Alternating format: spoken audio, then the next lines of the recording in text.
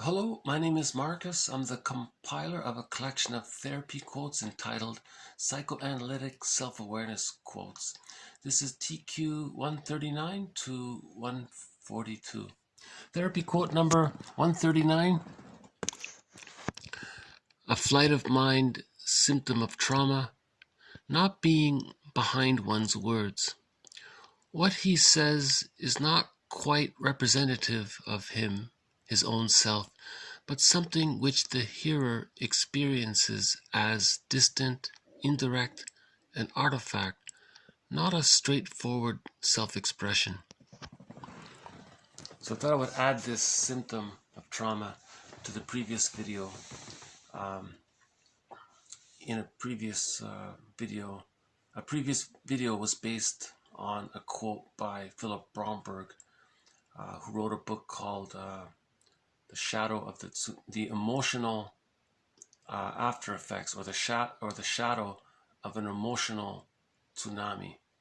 So he called trauma an emotional tsunami, and the after effects of it, the shadow of it.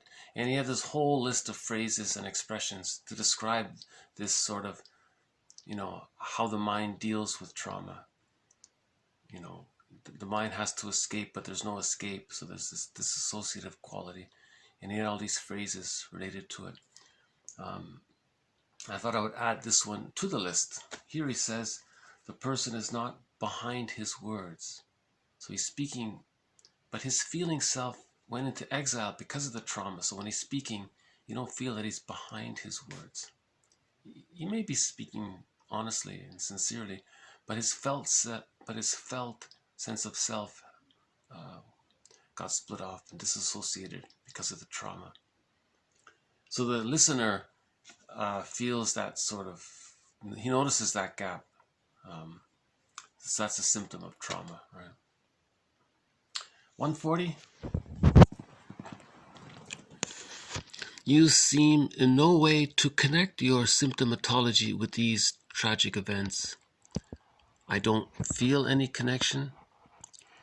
Isn't it astonishing that you didn't even think of a connection? So this might be an example of what's called confrontation. That's it. That's all it is. Just to bring something to a person's awareness, to confront their consciousness. Isn't it possible it could be this? Or, why do you do this? Or why would a smart person waste their time doing this? That's called a confrontation kind of thing. So here he's saying that the client doesn't notice that there's a connection between the symptoms and his trauma. And the client says, I don't notice any, I don't see any. And he says, isn't that surprising that you didn't think that there could be a connection or something like that? That's called a confrontation. That's all. Yeah. 141. To point out how the client defended himself from awareness of his true feelings, wishes, and memories, H. Kaiser frequently would say to the client, you arrange yourself thus and so, to describe to the client how he felt the client was dealing with unconscious conflict. He also felt that he could best understand the client's behavior as an attempt to get very close to the therapist and to have an illusion of fusion.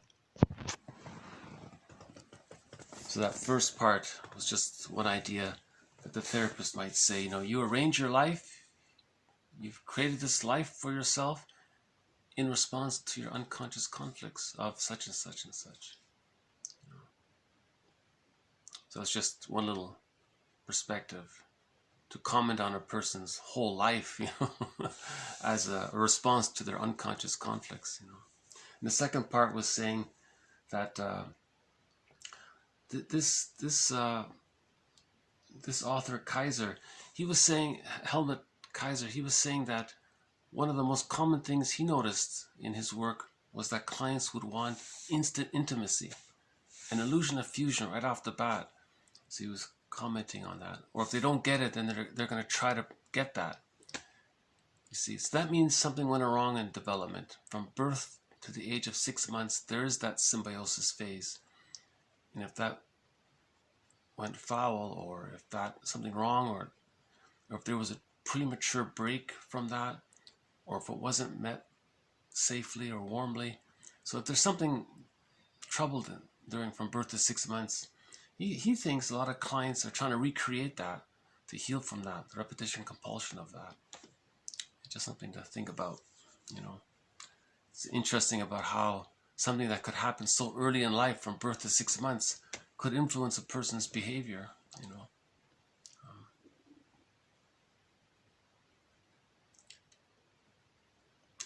He's not talking about like emotional closeness. He's talking about a symbiotic illusion of fusion. See, the baby and the mother, from the baby's point of view, he doesn't know that there's a mother. He's just fused with the mother. He thinks it's all him. So Bergler has this thing that in the baby, in the womb, the baby thinks it's all about him. That he's like he calls that infantile megalomania. And then after birth, from birth to 6 months, that infantile megalomania where he thinks it's all about him is still there. And it's necessary to have that. And then from the age of 6 months to 36 months, it gradually gets dissolved to reach reality and whole object relations, Ubuntu. But prior to that, if there's arrested development prior to the age of 36 months, it can lead to the narcissistic pattern with the grandiosity and the person feeling so entitled because he's identified with the aggressor, you know, as a defense against the anxiety of what happened to him. The mother was impinging or wasn't available. See, it's all mixed in with this. So here, if there's a problem between birth and 6 months, that fusion state, something wrong happened, many clients may want to recreate that to get it right, or to... You see, that's not how it's supposed to work. You're supposed to talk about it, to mourn it. You can't redo that. The therapy is to notice what's going on and then give interpretation so that the mourning process can take place, and then healing can take place that way. But no one can travel back in time and redo something like that. You know. Okay, one last one, 142. His duplicitous communication produces a vicious circle by driving others away, thus increasing his isolation. The goal of therapy is to improve his ability to communicate in a genuine manner, which is to be done by helping him to face his essential aloneness and to make him feel more responsible for his own behavior. Such improvement in his communication breaks the vicious circle, thus making his life less lonely and his communication with others more satisfying. So this comes more from a supportive therapy side of things. But it does tap into the analytic aspect of it when he says to help the client face his essential aloneness. See, he needs to reach that analytic perspective that we find our humanness and our humanity. That's his, right? So that's his individuality, his individual aloneness. He means his individuality. He finds that through the maze of our defense mechanisms, what happened and our patterns and all that. So once a person reaches that sort of sense, then they can, that's the moral agency, take responsibility for their unconscious history, for their past, for their unconscious, right? Kristen Wilson called that a person's moral revolution or something, or a person's spiritual revolution, like to take responsibility for our pain, our dilemmas. And once that point is there, once that point has been experienced, he says, then just teach him some communication skills. You know, how to make I statements. That's it. If you make I statements, you're going to be more real with people and you're going to feel more connected with people. You know, Rosenberg built an entire self-help organization just based on this one idea. Teach people to make I statements. That's it. So once you reach that personal responsibility, make I statements with people.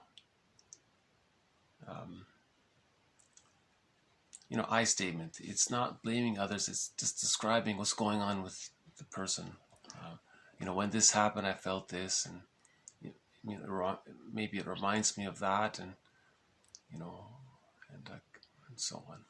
He calls it OFNER. His version of an I statement is OFNER, an acronym, OFNR.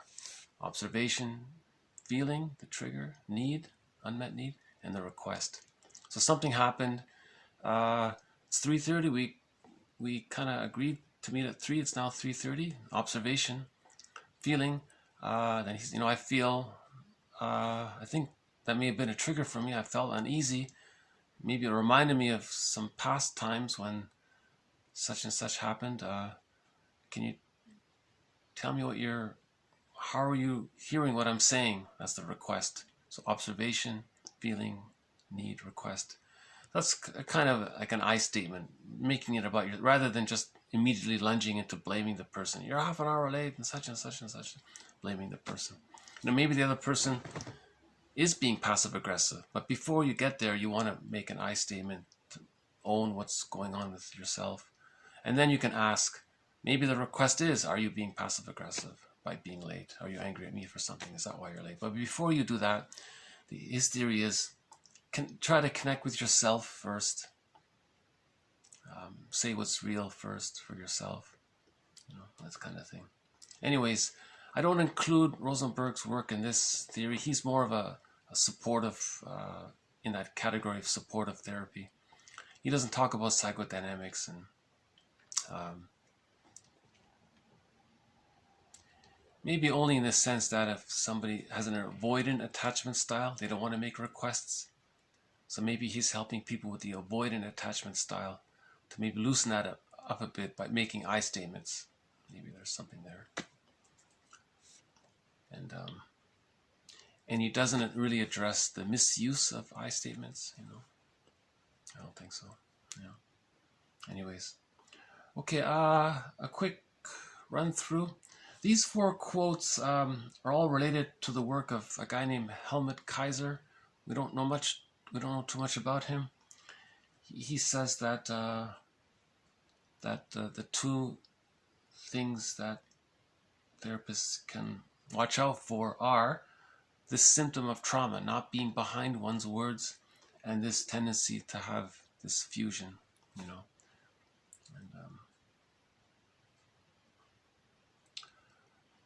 on second thought, I'll just leave it as it is.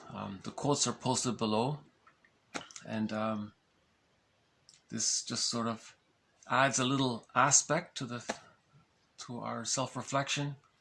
This symptom of trauma, to not be behind one's words. I think that's called the Cassandra complex. Cassandra was a character in a myth who would say things and no one believed her, but she was speaking the truth. And maybe she wasn't behind her words when she spoke. Maybe that myth was referring to this, that a symptom of trauma is that you're not behind your words emotionally. That there's a disconnect between what you're feeling, with what you're feeling, and with what you're saying. That's a symptom of trauma. And the second one was about, isn't it interesting that you didn't notice there's a connection between a symptom and the trauma? And, okay, yeah, maybe there is, because that's part of the defense mechanism, to not be aware of these connections. A guy named Bion says links are broken, like the mind to link things gets fragmented and you don't link things. So he's trying to restore the links. There's a link between the trauma and your symptom. Did you notice that? I didn't notice it. Isn't it interesting that you didn't notice it? Yeah, I guess there could be a link between the trauma and the symptom. So you want to restore the links, right? That's a symptom of trauma, the loss of linking, the ability to link, or something like that. And the third one was, that idea to kind of describe a person's entire life and say, your entire life of this and that and such, that's all in response to your unconscious history, your unconscious conflicts. Oh, wow, really? And in the third quote as well, the tendency of clients to maybe be caught in the repetition compulsion of the trauma of something going awry between birth and 6 months during that time of symbiosis.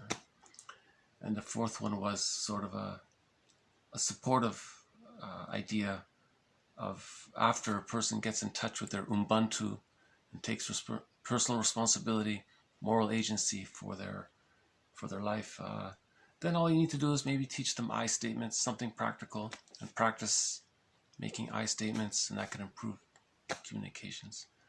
So that would be an act of self-activation, to say, you know, I'm going to take responsibility for how I relate to others. I'm going to be more forthcoming because I want to improve my communication and my relationships with others, maybe something like that. But to get to that desire to want to achieve self-activation, you may need to reach that Ubuntu first. So that fourth quote has a blending between the psychoanalytic perspective and the supportive side of things. Okay, I'll just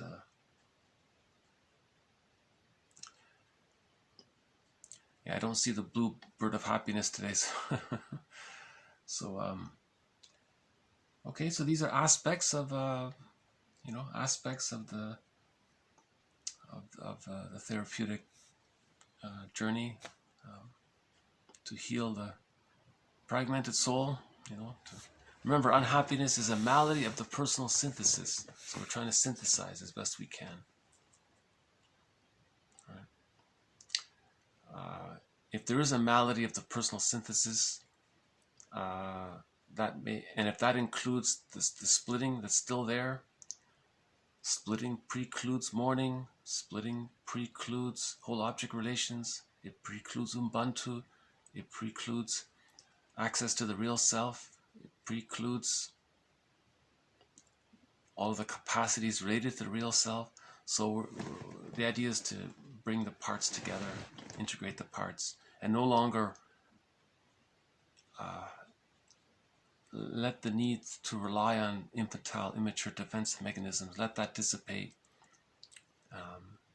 and then we can connect to our real selves, connect to our autonomous selves, and not be and let go of the infantile unconscious umbilical cord to a traumatic history. Remember what Fairbairn said: the more unavailable the mother was, the more abusive she was, the more the baby clung to her. See, then it's harder to let go of that. But that's the journey, to get the key out from under the pillow, and so on. Okay, another long one. This is going to take another day to upload. Well, thank you. I'll pause it here. This has been TQ 139 to 142. More to follow. Thank you again. Bye for now.